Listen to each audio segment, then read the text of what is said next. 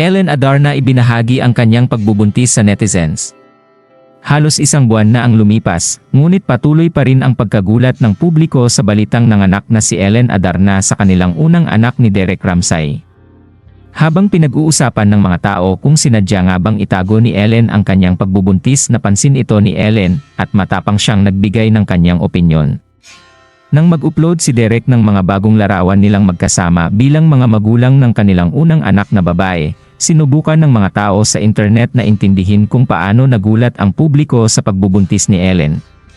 May mga netizen na nagsabing balak talaga ni Ellen na maging sorpresa ito.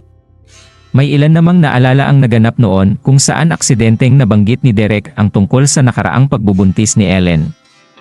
At iba pa. Paglilinaw ng aktres, hindi niya itinago ang kanyang pagbubuntis dahil alam ito lahat ng kanyang mga kaibigan at kamag-anak. Pinili raw niyang maging tahimik at mapayapa ang kanyang pagbubuntis at ayaw niyang sumausaw rito ang publiko. Sa kanyang Instagram account naman ay ibinahagi ni Ellen Adarna ang kanyang pagbubuntis.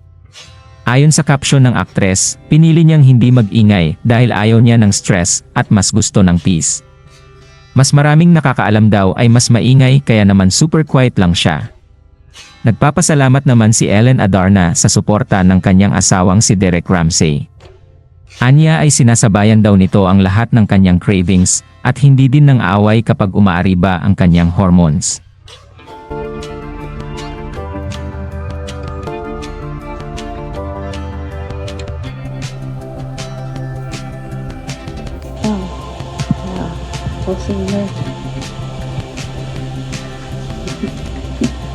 Ay,